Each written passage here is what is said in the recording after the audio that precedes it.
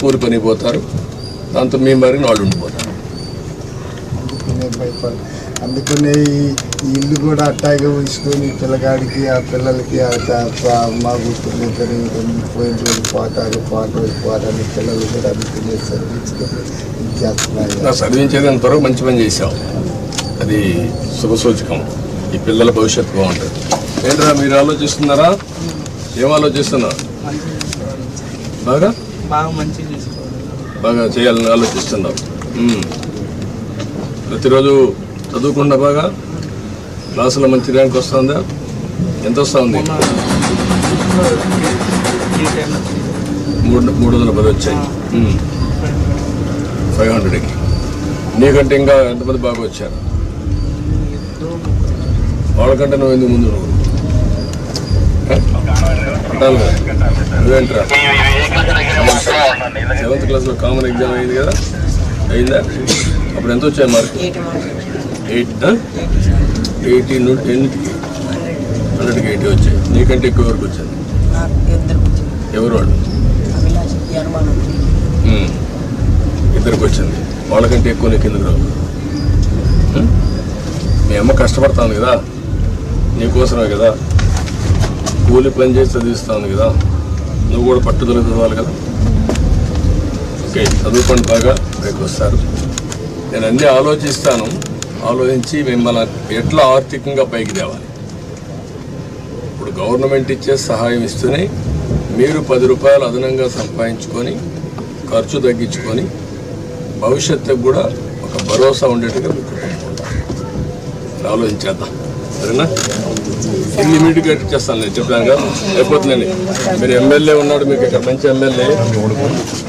లేండి మళ్ళీ దాపని చేయొద్దండి. ఆ పని చేయకూడదు కూడా, చేయకూడదు. రమ్మండి, అందరూ రండి, అందరూ రండి, ఫ్యామిలీ అంతా రమ్మ.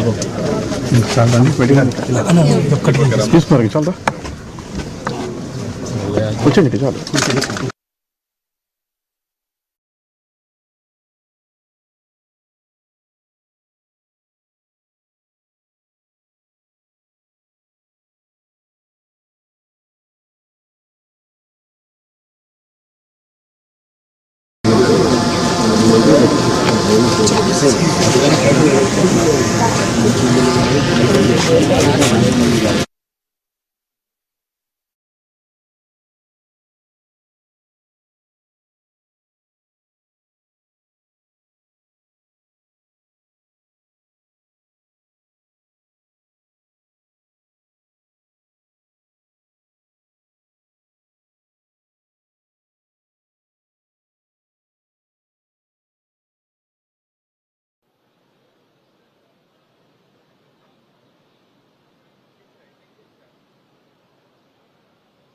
మీరు చేస్తే 10 రూపాయలు సంపాదించడానికి నేను కొత్త ఆలోచన చేస్తున్నాను.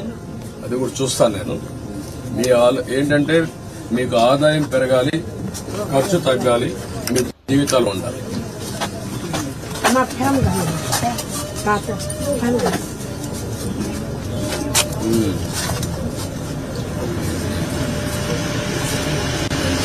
కూర్చోండి కదా, కూర్చోమ్మా.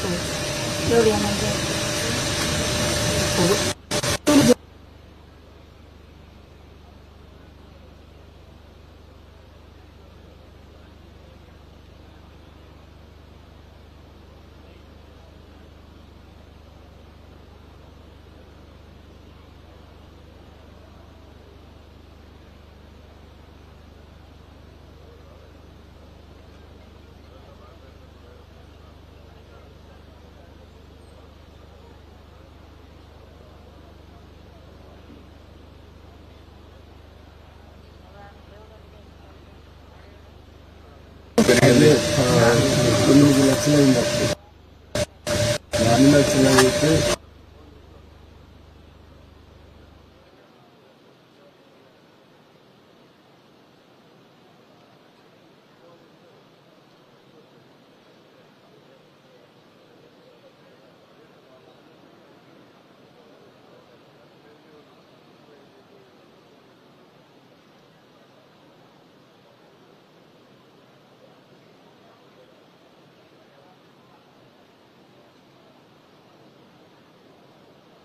అది ఊర్లో ఎంతమంది చేసి ఉంటారు నీ మారిగా? మా నాన్న ఒకడే సార్, ఎవరు చేయరు పొలాలు. ఈ మధ్యలో ఎవరు లేదు, నేను తెలిసింది.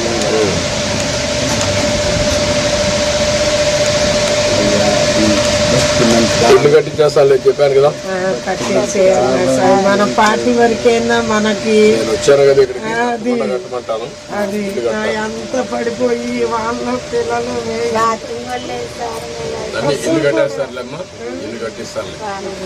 కనీసం దొడ్డి కూడా కట్టడానికి ఇల్లు కడతారు మీరు. నేను చెప్పిన కూడా ఆలోచించండి. ఎట్లా అప్పు మొత్తం కట్టేసేది ఇప్పటికి? అదేగా బాకీ అయిపోతే బాకీ ఎంత అయిపోయింది? నేను మాట్లాడతాను ఏం చేయాలి, మీ ఇద్దరు చదువులు కానీ ఎట్లా చేయాలి ఎన్ని చెప్తాను, మీకు గైడ్ చేస్తాను. నాకు కూడా మోకాళ్ళ నొప్పులు వచ్చిందన్న, అసలు బాగోట్లేదు. ఆయన కూడా చేయలేకపోతున్నాడు. ఈ పిల్ల నేను కూడా అమ్మా నేనేమంటానంటే మోకాళ్ళు నొప్పులున్నా కూర్చొని చేసే పని. అమ్మాయి కూరగాయల వ్యాపారం చేస్తుంది, ఆ పనికి నువ్వు సహాయం చేసావు అనుకో, నువ్వు నేర్చుకో కొద్దిగా. అప్పుడు ఏమవుతుందంటే నీ ఆలోచన కూడా ఉంటుంది, పని చేసి చిన్న చిన్న పనులు చేస్తాం. ఆ బండి మీద కొద్దిగా చిన్నగా కూర్చొని కూరగాయలు అమ్ముకుంటున్నాను. ఏం చేయాలి నేను చెప్తాను, చేస్తాను. ఓకేనా? ఇల్లు అయిపోతుందండి, ఇల్లు అయిపోతుంది. మీకు సంవత్సరం లోపల మీ ఇల్లు రెడీగా ఉంటుంది. సంవత్సరం కూడా కాదు, ఇంకా ముందే అయిపోతుంది.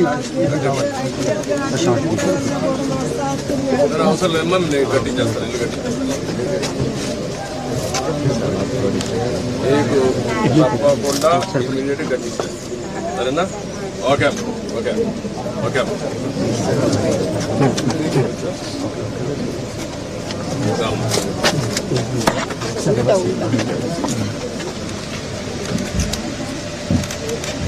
భార్య భర్త పట్టుకోండి. ఇలా చూడండి తమ్ముడు.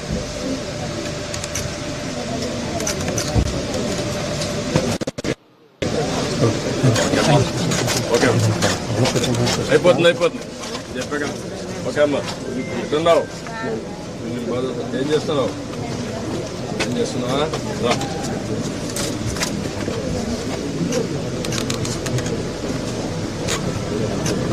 ఓకే అమ్మా, థ్యాంక్ యూ.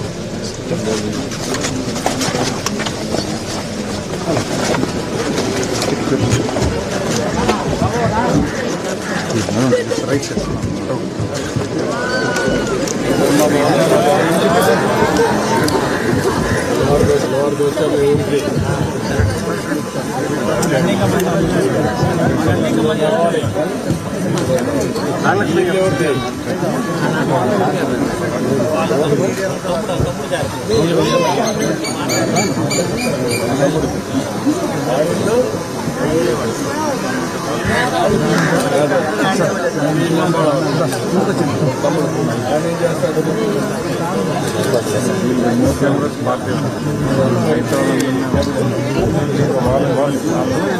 చూసుకుంటే చెప్పగా సార్.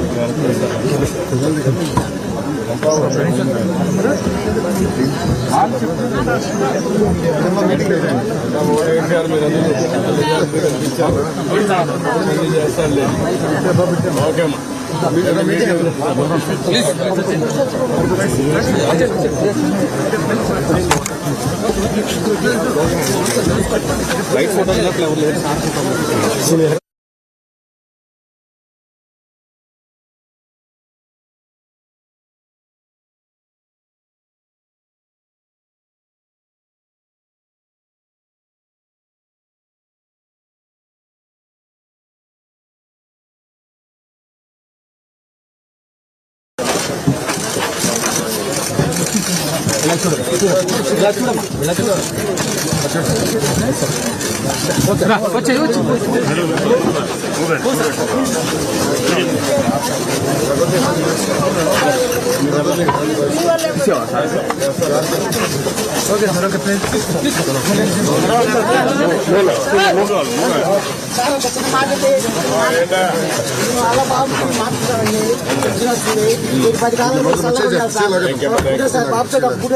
బాగా చదువుకో. ఇలా చూడండి.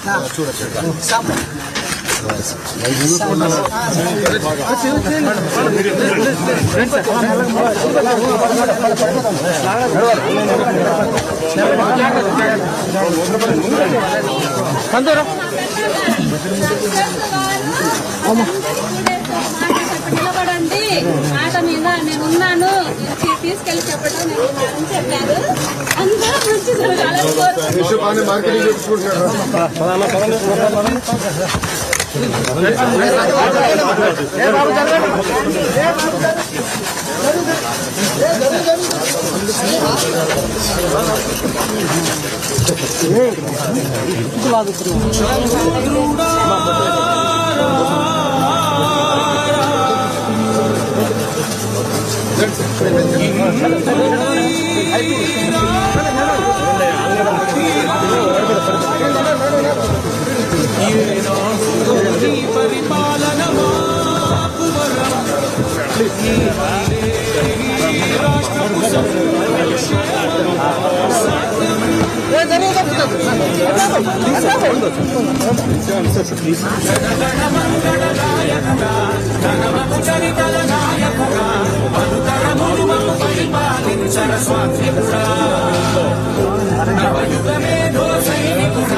సమయము తెలియని సేవకుడా వ్యాంధ్రకు ప్రగతిని చూపర సాధకుడా వైమానికుడా.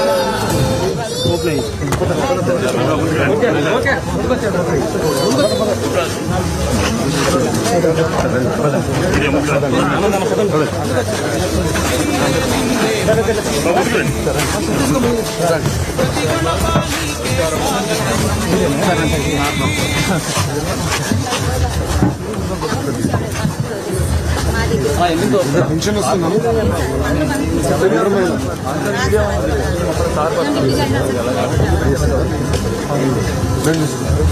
నిలబడితే నేను చూపిస్తాను.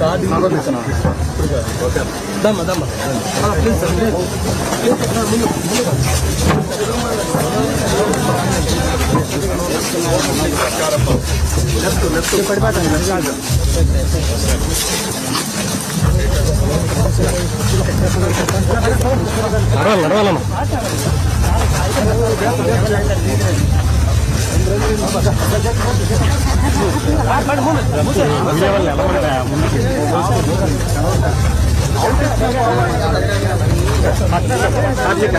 అన్నా మీకు రాదు మాకు రాదు ఎందుకన్నా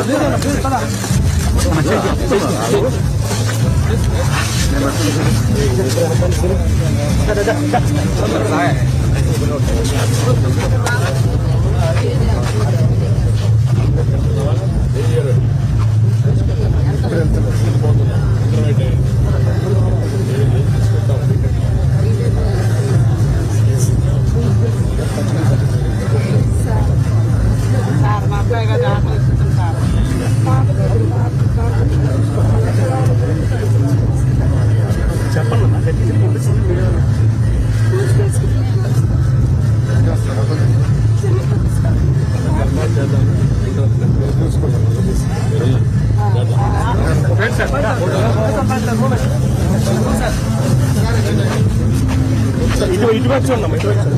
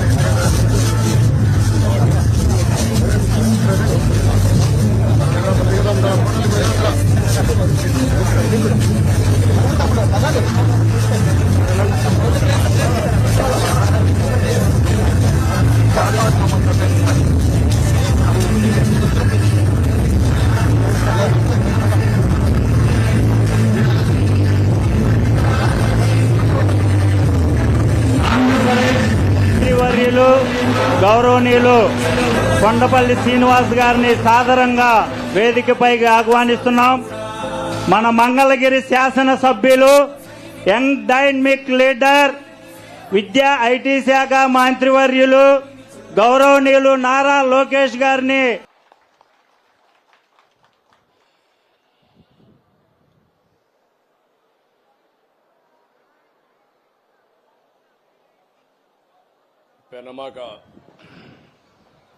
పెనమాక గ్రామస్తులందరికీ నా నమస్కారాలు, అభినందనలు, శుభాభినందనలు.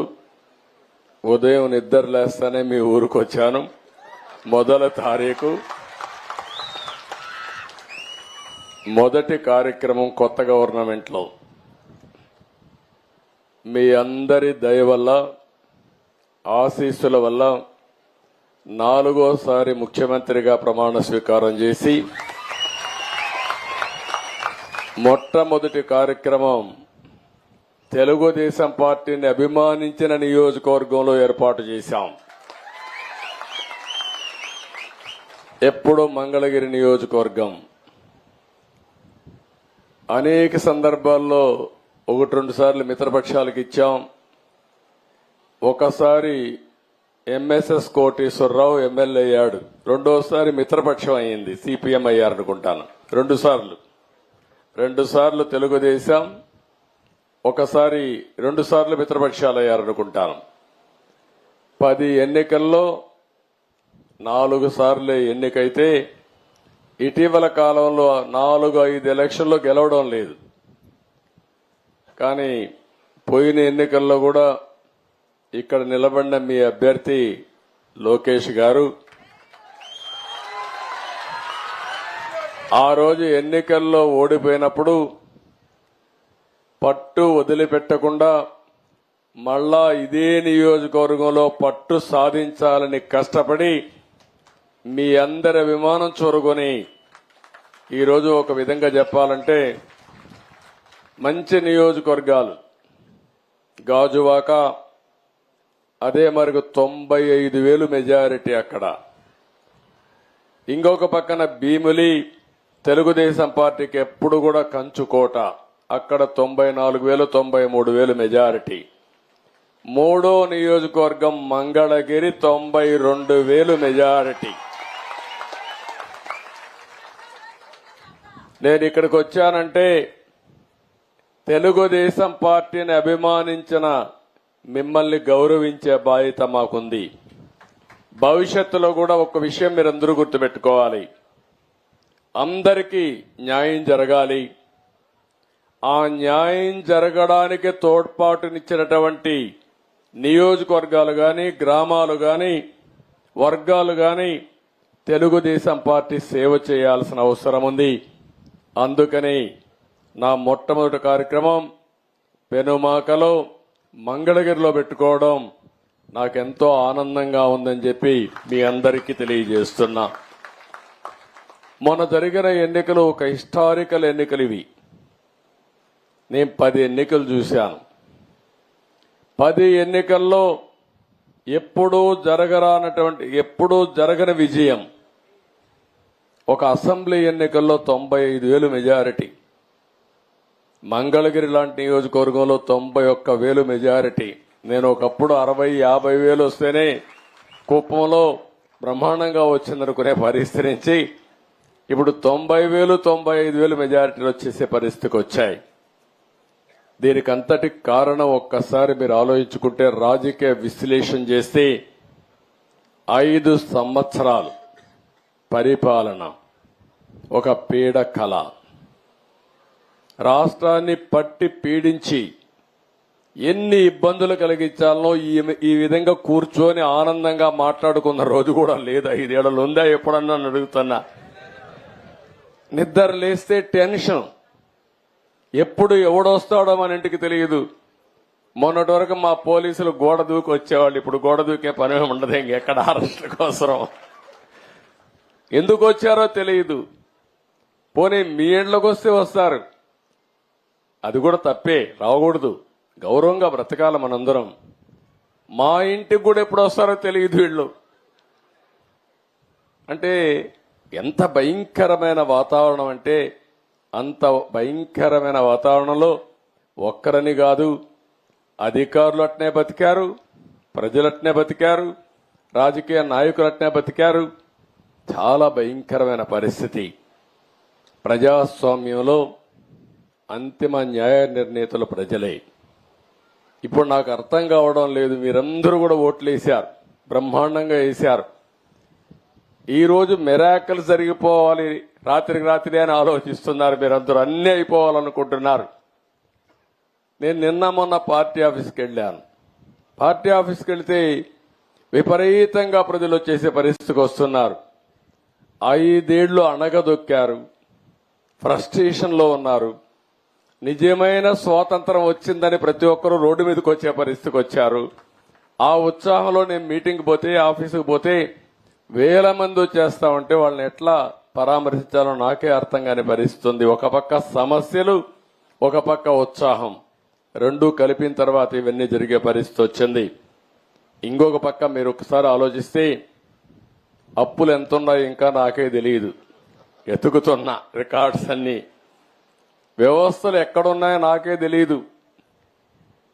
అధికార యంత్రాంగం మొరేలు కూడా దెబ్బతినింది. బయట వాళ్ళు వచ్చి పెట్టుబడి పెట్టాలంటే భయపడే పరిస్థితికి వచ్చేశారు.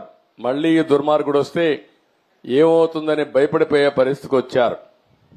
అంటే ఇవన్నీ కూడా ఒక రాష్ట్రం యొక్క బ్రాండ్ కూడా దెబ్బతినింది. ఎంతో మంది ముఖ్యమంత్రులు చూశాను నేను. చాలా మంది వచ్చారు, చాలా మంది ఓడిపోయారు, చాలా మంది వెళ్లారు. కానీ ఒక వ్యక్తి ముఖ్యమంత్రిగా పనికి రాడు, అలాంటి వ్యక్తి వచ్చాడని 5 ఏళ్లు నిరూపించిన ఏకైక వ్యక్తి మొన్నటి వరకు నాడు పేరు కూడా నేను చెప్పకూడదు, కానీ అలాంటి వ్యక్తి తను. అంటే ఇప్పుడు నేను నిరూపించాలి ఎలాంటి వ్యక్తులు ముఖ్యమంత్రిగా ఉండాలో, దానికి ఆదర్శంగా నేను నిరూపించాల్సిన బాధ్యత నా పైన ఉంది. ఇప్పుడు ఈ రెండు కాంట్రడిక్షన్. మొన్నటి వరకు మీరు చూస్తే పరదాలు కట్టేసేవాళ్ళు, ఎక్కడ పోయినా పరదాలు. ఎక్కడన్నా ఒక మురికి కాలువ ఉంటే మురికి కాలువ కూడా పరదా కట్టేసేవాడు కనపడకుండా. దాస్తే దాగుతుందా? మురికి వాసన రాకుండా ఉంటుందా అని అడుగుతున్నా మిమ్మల్ని. సమస్యలు పరిష్కారం చేయడానికి ప్రభుత్వాలు ఉండాలనే గాని సమస్యల్ని దాచిపెట్టి మనసును చంపుకొని బ్రతకడం, లేకుంటే ఇంకొక విధంగా చేయడం కరెక్ట్ కాదని చెప్పి కూడా నేను మీకు తెలియజేస్తున్నా. నేను రాజకీయాలు మళ్లీ మాట్లాడతాను. ఈ రోజు వచ్చిన పని గురించి ఒకసారి మీ అందరితో నేను మాట్లాడతాను. ఈరోజు మీరందరూ చూస్తే ఇది ఒక హిస్టారికల్ ఎన్నిక అయితే, ఈరోజు నేను వచ్చింది పెన్షన్ పండుగ. ప్రతి నెల మొదటి తారీఖున మొన్నటి వరకు అన్నారు, మీరు చూశారు, వాలంటీర్లు పెట్టాం కాబట్టి వాలంటీర్లు ఇచ్చారు. ఎన్నికల్లో వాలంటీర్లు వద్దని చెప్పి ఎన్నికల కమిషన్ ఆదేశాలు ఇస్తే ఈ ముసలవాళ్ళని పంచాయతీ ఆఫీసుకి తిప్పి 33 మందిని ఆ రోజు ప్రభుత్వం చంపేసే పరిస్థితికి వచ్చింది. మంచి ఎండలు, మే నెలలో ఎండల్లో తిప్పి దిక్కుదెలిని పరిస్థితిలో ఏప్రిల్, మేలో 33 మంది చనిపోయారు. మేము ఆ రోజు పోరాడాం, అయినా కూడా వినలేదు. ఈరోజు గ్రామ సచివాలయం ఉంది, 1,20,000 మంది ఉన్నారు. 1,20,000 మందిని ఉపయోగించుకుంటే 40-50 పెన్షన్లు ఇస్తే అయిపోతాయి. ఈ రోజు అందుకనే ఆ పట్టుదలతోనే గ్రామ సచివాలయ సిబ్బందితో ఒకే రోజు రాష్ట్రంలో అందరికీ పెన్షన్ ఇచ్చే కార్యక్రమానికి శ్రీకారం చుట్టాం. ఎందుకు జరగదో చూపించాలని. అంటే ఒక మోసం చేసినప్పుడు ఏదైనా సరే ప్రజాహితం కోసం పనిచేయాలి తప్ప చేసింది రైట్ అని నిరూపించడానికి, లేకుంటే వేరే ప్రత్యామ్నాయం లేదని చెప్పడానికి ఆ రోజు మీ అందరినీ కూడా చేసే పరిస్థితికి వచ్చారు. దగా, మోసం, మాట్లాడితే అబద్దాలు. నిన్న కూడా మీరు చూస్తూ ఉంటారు, అనునిత్యం 5 ఏళ్లు అబద్దాలతో బతికారు, ఇప్పుడు కూడా అబద్దాలతో బతకాలనుకుంటున్నారు. నా దగ్గర అది వీళ్ళ కాదు. వాస్తవాలను ప్రజలకు చెప్పి మీలాంటి అబద్దాల కోరల్ని శాశ్వతంగా రాజకీయాలు లేకుండా భూసమాధి చేసే బాధ్యత తెలుగుదేశం పార్టీ ఎన్డీఏ తీసుకుంటామని చెప్పి నేను మీకు తెలియజేస్తున్నా. ఈ సందర్భంగా ఒక మాట కూడా చెప్పాలి.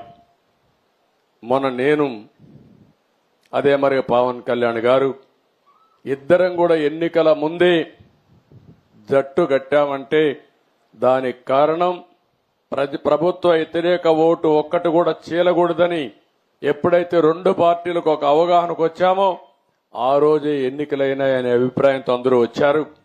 ఆ తర్వాత బీజేపీతో కలిశాం. 3 పార్టీల కలయిక కూడా మీరు గుర్తుపెట్టుకోవాల్సింది ఈ రాష్ట్ర ప్రయోజనాలు ఆశించి ఇప్పుడుండే ప్రస్తుత పరిస్థితిలో ప్రజలు గెలవాలి, రాష్ట్రం నిలదొక్కుకోవాలన్న ఆలోచనతోనే చేశాం. నేను చేసింది, మేము చేసింది సరైన నిర్ణయమని కులాలకు, మతాలకు, ప్రాంతాలకు అతీతంగా బ్రహ్మాండంగా గెలిపించారు. నా చరిత్రలో ఎన్నో ఎన్నికలు చూశాను కానీ 11 సీట్లతో గెలిచింది వైఎస్ఆర్ కాంగ్రెస్ పార్టీ చూస్తే ఇది ఒక చరిత్ర. ఎప్పుడు కూడా ఇన్ని తక్కువ సీట్లు ఎవరికీ రాలేదు. అంటే ప్రజల నిర్ణయం అది. దాన్ని మేము ఇంకొకటి కూడా చెప్తున్నాను, మేము ఎప్పటికి కూడా ఇక్కడుండే మా నాయకులు మొత్తం రాష్ట్రంలో ఉండే నాయకులు ఎప్పుడు మీకు సేవకులుగా ఉంటాం తప్ప పెత్తందారులుగా ఉండమని మరొక్కసారి మీ అందరికీ హామీ ఇస్తున్నా. ఎక్కడ పోయినా సింపుల్ గా ఉండడం, ఇదే మరిగా రచ్చబండ మీద కూర్చోవడం, మీ సమస్యలు వినడం, పరిష్కారం చేయడం, ఇది మాకిచ్చింది ఒక బాధ్యత. అంతేగాని ఇది ఒక అధికారం కాదు. ఆ విషయం కూడా మీ అందరికీ గుర్తు చేస్తున్నాను. ఇప్పుడు సబ్జెక్టుకు వస్తే మొట్టమొదటిసారిగా పెన్షన్ ఇచ్చింది, ప్రారంభించింది నందమూరి తారక రామారావు గారు. ఆ రోజు ఆయన ఇచ్చింది 35 రూపాయలు. అప్పట్లో 35 రూపాయలు ఒక కుటుంబానికి పెద్ద వెసులుబాటు.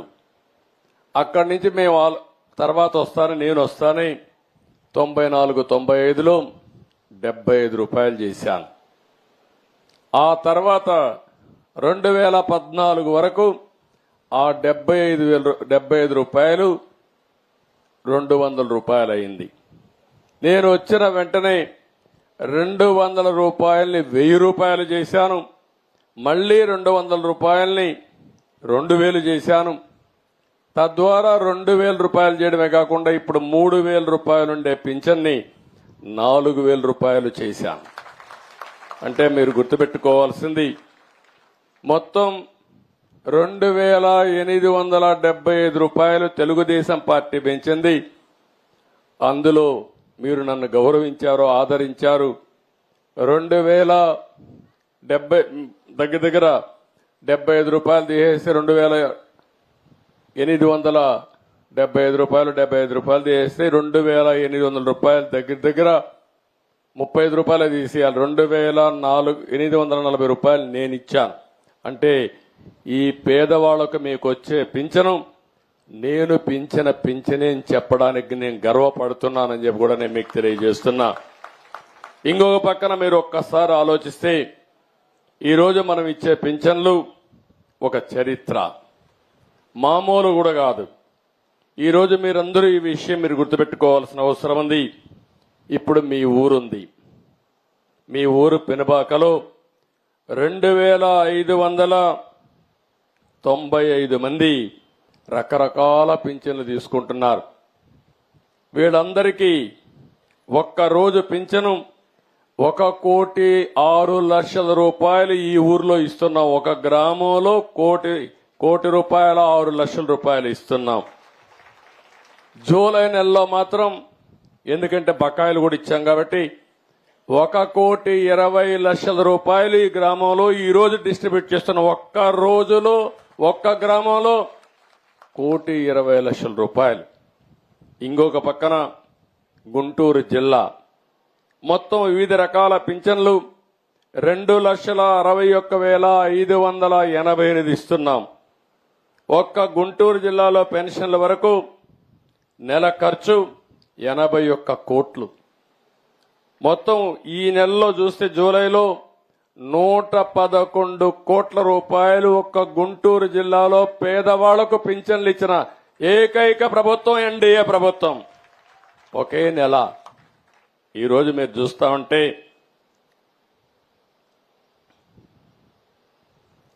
ఇంకొక పక్కన మీరు చూస్తే రాష్ట్రం మొత్తం రకరకాల పింఛన్లు 28 రకాల పింఛన్లు ఉన్నాయి. ఈ పింఛన్లు 65,31,000 మందికి పింఛన్లు ఇస్తున్నాం. 9 మందికో 8 మందికో ఒకరికి చొప్పున ఈరోజు రాష్ట్రంలో పింఛన్లు ఇచ్చే పరిస్థితికి వచ్చాం.